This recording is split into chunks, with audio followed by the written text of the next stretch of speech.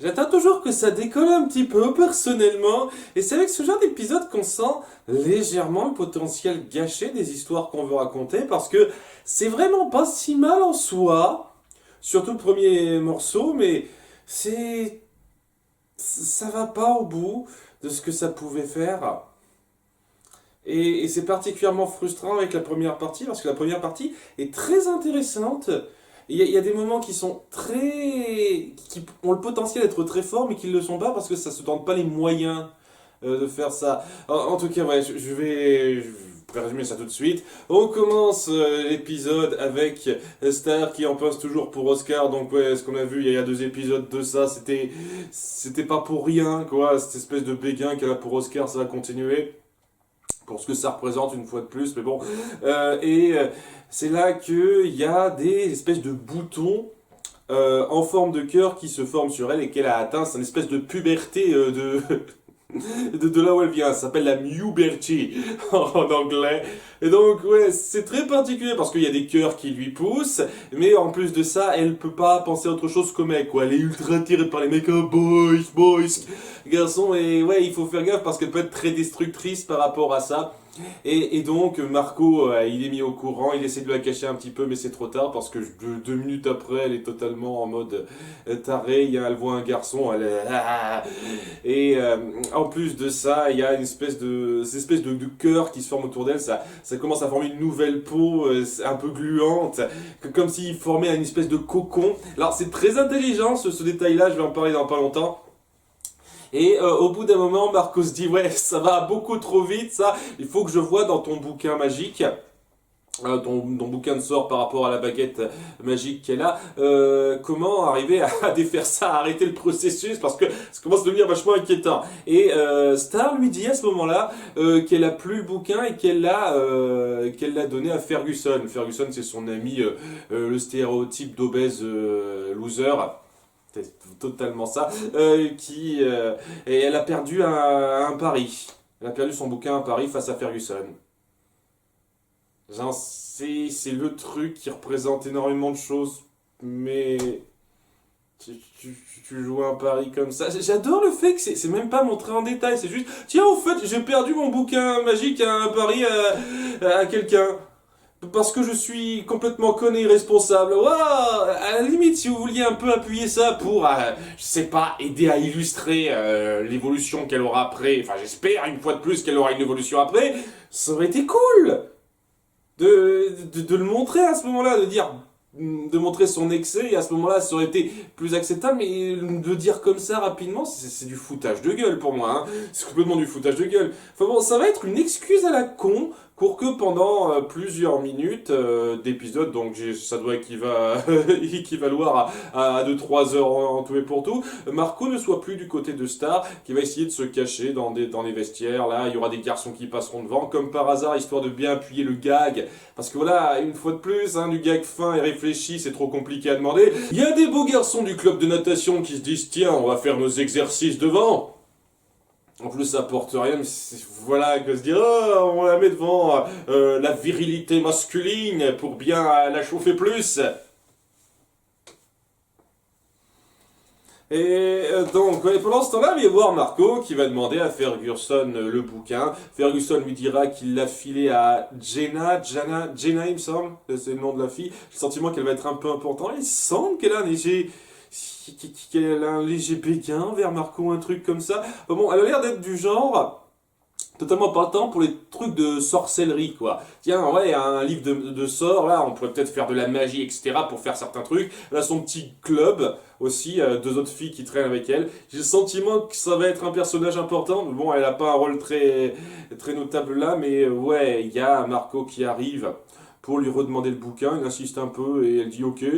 Donc déjà, elle est conciliante. C'est cool au moins. Et... alors qu'il essaye de consulter ce bouquin, il se demande rapidement est-ce qu'il n'y aurait pas un lexique. Et tout d'un coup, il y a un être magique qui sort, donc glossary en anglais pour lexique, il s'appelle Glossaric et c'est une espèce d'être magique qui habite le bouquin qui peut aider apparemment à indiquer ce qu'il cherche aux gens. Alors bon, hein, c'est quelqu'un qui a sa petite personnalité, son petit caractère, genre c'est pas une fille, hein, je veux pas lui parler. Ah d'accord, je veux te parler, mais à ce moment-là, faut que tu me donnes du pudding. J'aime ça. Et tu me nourris aussi, hein, parce que j'ai pas foutu de le faire moi-même. Ah ah ah. C'est pas drôle, c'est con, mais bon. On avait apparemment pas d'idée intelligente pour remplir ces 10 minutes, alors que vraiment, quoi, ça aurait pu te dire 20 minutes cette histoire. Enfin, j'y viendrai. Donc, alors qu'il le nourrit, le mec lui dit rien. Hein, glossarique, il lui dit que dalle. Tiens, genre, ouais, c'est la puberté magique, ça passe. Quoi, hein. Soit on est totalement happé dedans, soit on finit par redevenir comme était avant, et ça dure genre quelques heures, ce sera terminé à 3h57 de l'après-midi, un truc comme ça, je sais plus exactement l'heure exacte, et ouais, hein, donc il faut voir, hein, tu peux rien faire. Perte de temps!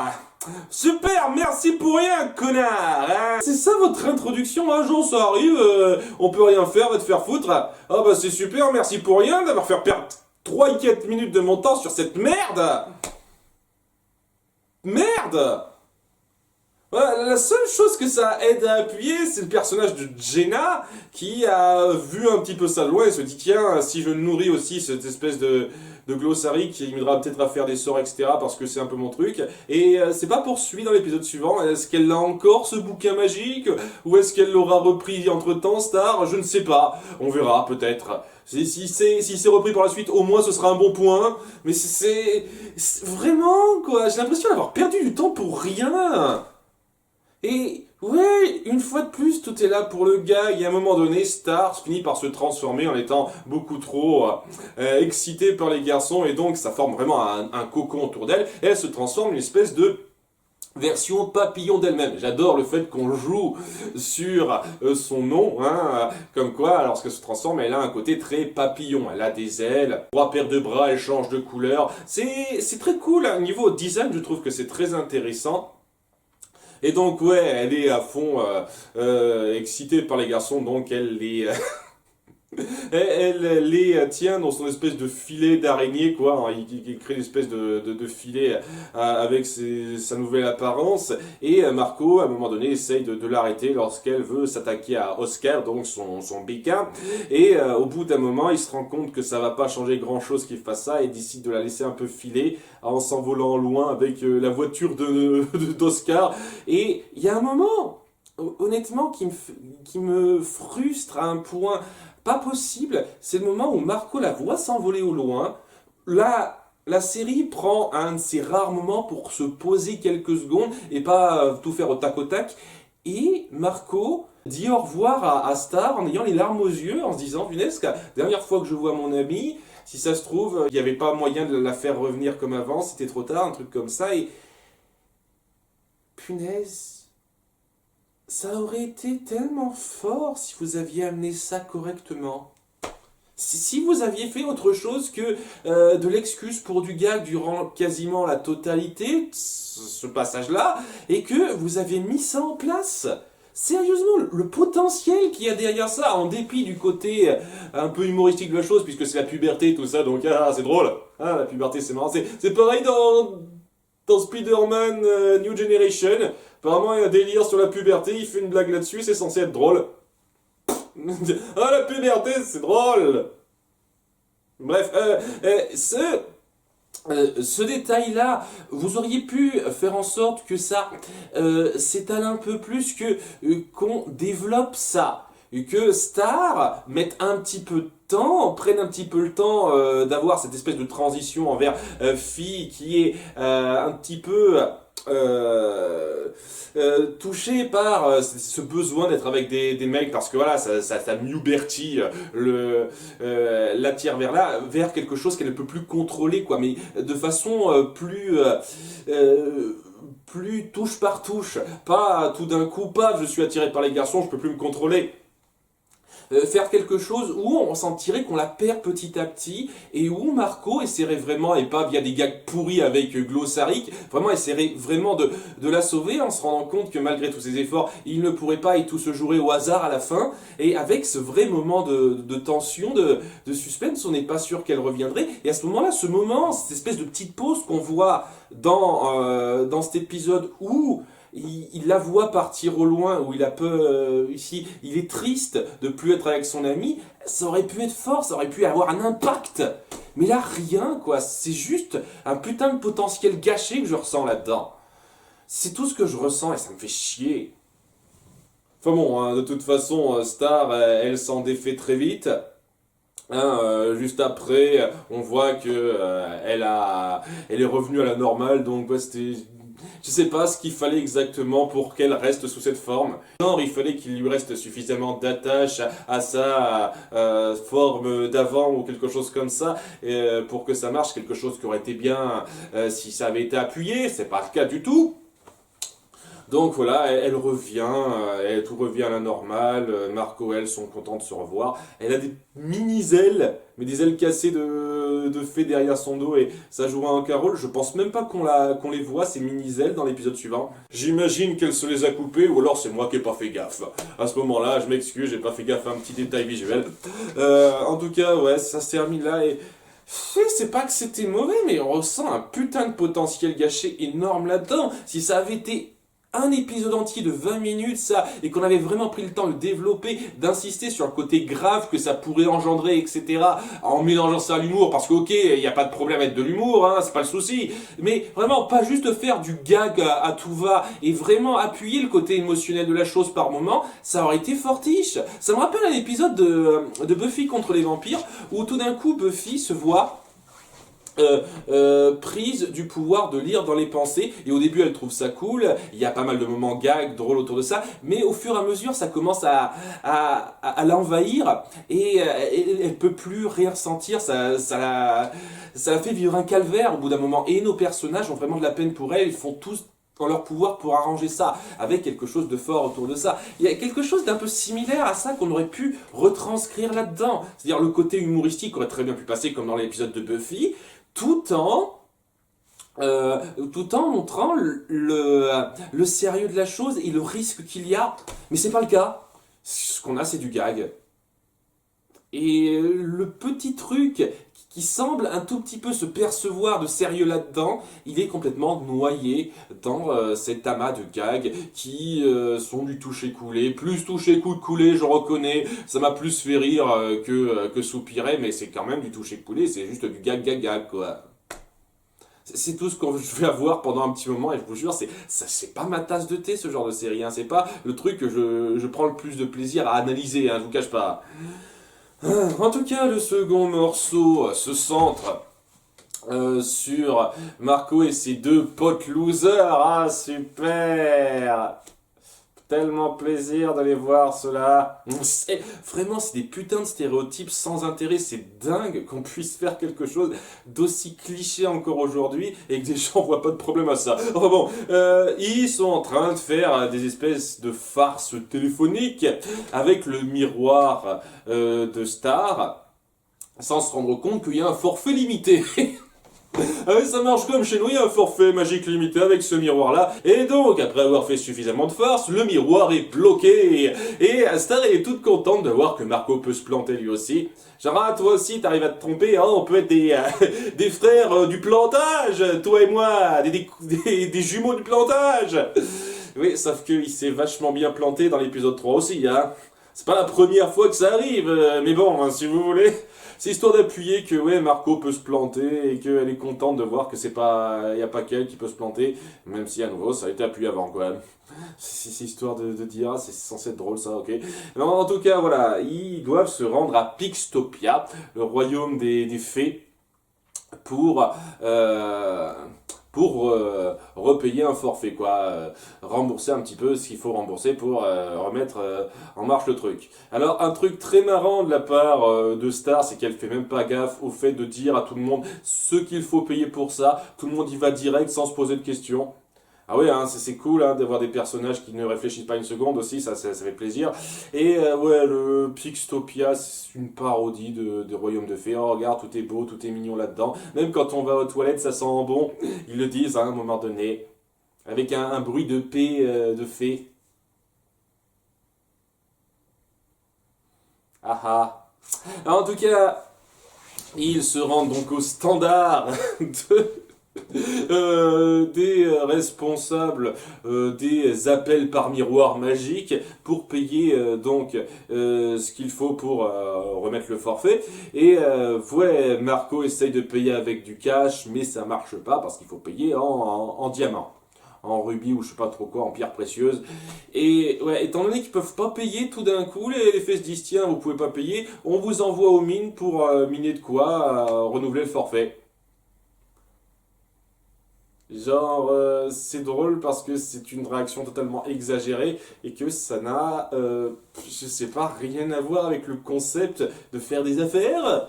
Mais bon, voilà, quoi, c'est le gag, quoi. Il va y avoir que des réactions exagérées. C'est tout le principe de ce demi-épisode-là.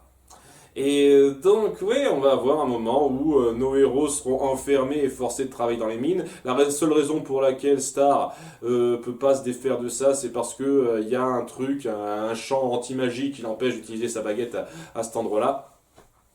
Voilà, ça n'empêcherait pas d'essayer de se battre ou quoi que ce soit, mais ils essayent même pas ça. Voilà quoi, c'est tellement exagéré cette réaction. Euh, ce, ce, ce coup de répondre au fait que vous payez pas votre facture, vous n'avez pas encore payé votre forfait tout de suite, on vous fait travailler aux mines comme esclave, c'est... Je sais pas, ça aide pas une seule seconde à être pris dans l'univers en fait.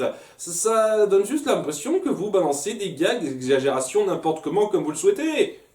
C'est c'est un peu le problème que j'ai dans pas mal d'épisodes. Je veux dire, la situation est pas inintéressante. On a Marco, Star et ses deux amis qui sont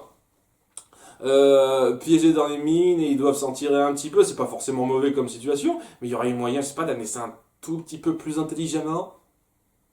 Mais non, il faut que ce soit de l'exagération. Ok, ok.